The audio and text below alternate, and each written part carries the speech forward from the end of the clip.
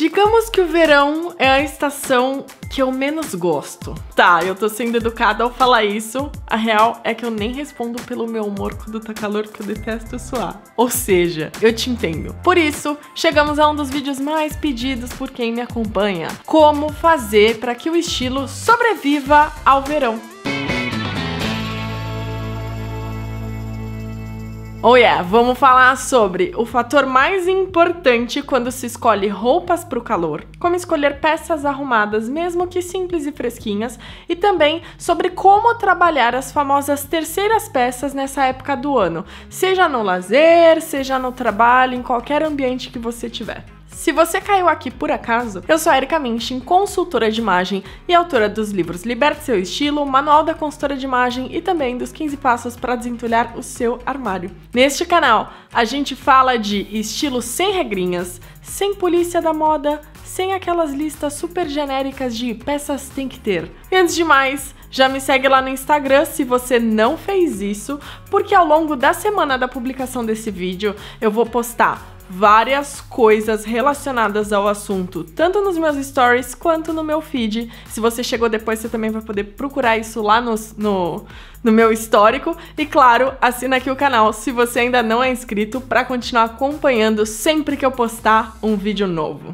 Mas vamos ao que interessa. A primeirinha coisa que a gente tem que pensar se não quer morrer de calor dentro dos looks é sobre as fibras. Para algumas pessoas, isso é básico. Talvez seja para você.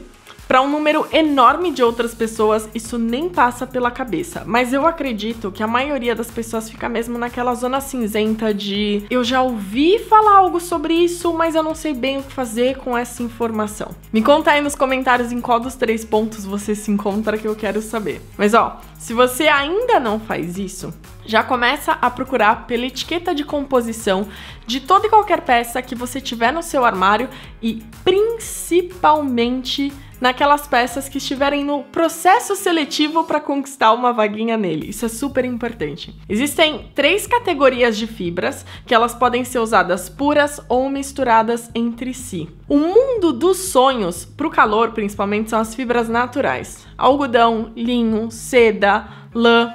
Sim, lã. Lã boa, na gramatura certa, no verão pode ser legal, porque a lã, além de ser fibra que permite que o corpo respire, tem um bom isolamento térmico, então ela não vai te esquentar mais. Roupa social masculina de boa qualidade geralmente trabalha com o que a gente chama de lã fria, inclusive. O problema, ele mora mesmo ou nas lãs pesadas, ou naqueles materiais que só se passam por lã, mas quando você vai ver a etiqueta não é nada disso, porque isso é fundamental.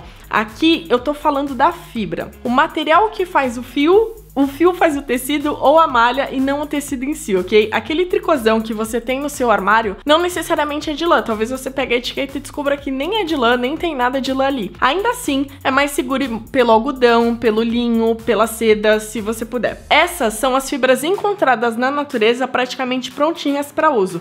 E elas permitem que o ar circule legal pelo corpo, elas têm uma boa absorção de umidade, por isso que pro verão elas são ótimas. Aí, a gente tem as fibras artificiais, que o homem faz a partir de recursos naturais, por exemplo, viscose, modal e liocel. A viscose é uma fibra bem polêmica porque a produção dela pode ser tão poluente quanto o processo de tingimento de roupas, mas o modal e o liocel são, grosso modo, uma evolução da viscose, sendo que o liocel é o mais difícil de encontrar e o mais carinho também, mas além de ser tão confortável quanto a viscose e mais resistente, ele é muito mais sustentável, já que a produção dele reaproveita os recursos e os solventes não são tóxicos, por exemplo. O modal, ele fica ali no meio do caminho. Ele pode ser bem gostosinho, menos poluente que a viscose, mas muito menos sustentável do que o liocel também. Aí a gente entra na seara das fibras sintéticas, que são totalmente fabricadas pelo homem, geralmente a partir do petróleo. As mais comuns aqui são poliéster, acrílico e poliamida. Essas são as piores fibras para o calor, porque é como se você estivesse se embalando em um saco plástico. O ar não vai circular direito, a umidade vai ficar ela vai meio que ser repelida em vez de absorvida pela roupa, ou seja, você vai ficar muito mais suada e muito mais quentinha por dentro dessas peças. Então, assim, não é muito bacana. Conforme os recursos naturais vão se esgotando e a indústria vai se desenvolvendo, é possível sim encontrar alguns poliésteres melhorzinhos que os outros.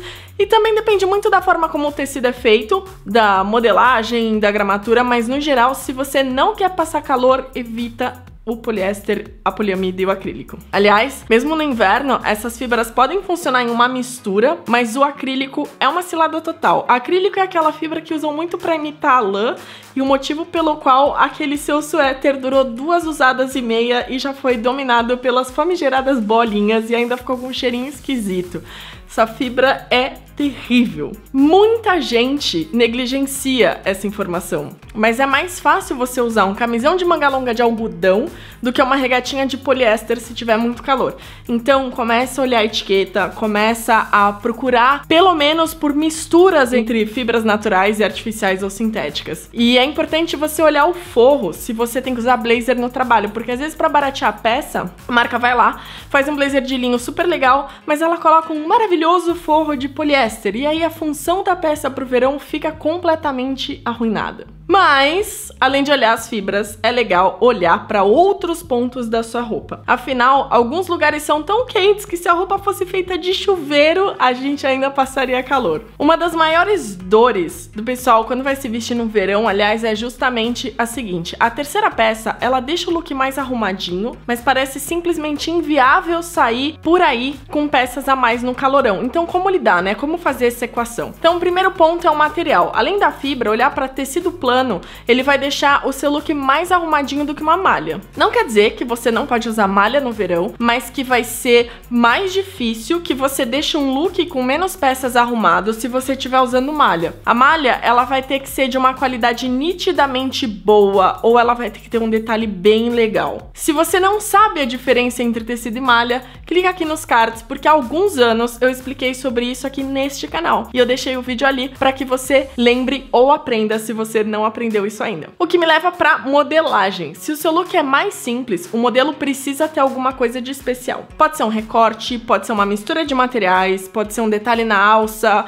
um metalizado, um laço, um franzido, qualquer coisa dessas, por exemplo. E na modelagem, a gente ainda pode pensar em alguns truques, como decotes que não são exatamente decotes. Se o seu ambiente de trabalho é muito conservador para que você consiga usar uma regata, você pode encontrar alguma blusa que seja fechada no decote e que tenha manguinhas, mas que tenha recortes nas mangas, como essa foto aqui. Ou então, que tenha algum tipo de recorte em outro ponto menos óbvio do corpo, que não vai escandalizar ninguém no seu ambiente de trabalho se for muito conservador. Esse truque, ele também funciona pro calçado. Se uma sandália especialmente de tirar finas é muito sexy ou informal pro trabalho, um sapato pip-toe todo vazadinho já vai ser mais comportado e ainda vai deixar o pé fresquinho. E pro calçado, aliás, a questão do material também faz diferença. Um calçado de material sintético vai deixar o seu pé muito mais abafado, muito mais quente do que uma palha ou um couro. Então, toma cuidado com aquelas sandálias de plástico, aqueles couros fakes, ok? Mas voltando pros recortes e outros detalhes do gênero, além de deixar os looks práticos e fresquinhos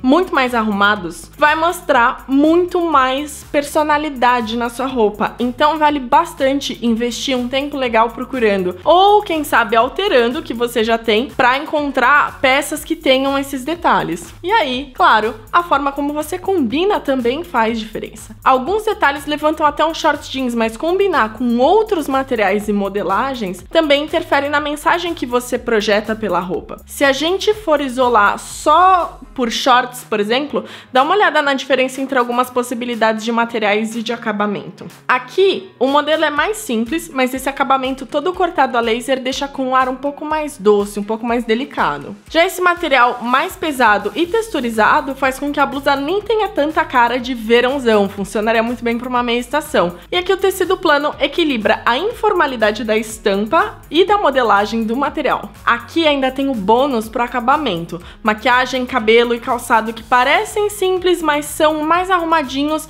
e acabam dando um toque bem menos informal. Agora, imagina se a gente expande para saias e mesmo calças, quantas possibilidades se abrem pro vestir no verão. Além de serem infinitamente mais frescos do que um jeans pesado, fazem com que as blusas mais simplesinhas pareçam mais legais. Então, começa a prestar mais atenção nesses detalhes que eu falei aqui. Mas por falar em acabamento, talvez você não consiga nem usar colar nessa época do ano. Eu mesma, no calorão, mal aguento brinco, mas acontece que o acessório é especialmente importante para levantar o teu look, principalmente se as peças forem bem simples. Então você pode pensar em peças que não esquentem mais o corpo em termos de acessório ou que não entrem em contato direto com a pele. Por exemplo, em vez de usar um colarzão que pode até te dar alergia se você tiver a pele sensível, você pode pensar em um pin ou um broche decorando a alça da sua blusa. Lembrando que os broches não precisam ser aquela coisa de vó. Garimpando legal, você consegue encontrar uns bem moderninhos, uns lúdicos, se aqueles clássicos não fizerem o seu estilo. E aí usar em lugares menos óbvios, como o decote das costas, também pode fazer bastante diferença. Você não precisa colocar só na lapela, por exemplo. E aí, dependendo do broche, ele quase conta como uma sobreposição, mas a gente também pode pensar em sobreposição como um lenço amarrado na cintura ou preso ao cós da sua roupa, por exemplo, em vez de um lenço no pescoço em contato com o corpo. Ele vai contar como uma informação extra na sua roupa, mas ele não vai te superaquecer. E se você comprar tudo em fibra natural, tiver num lugar que não é tão calor ou que tem um bom ar-condicionado, você ainda pode pensar em sobreposições leves, como coletinhos de modelagens mais decotadas, materiais bem leves também.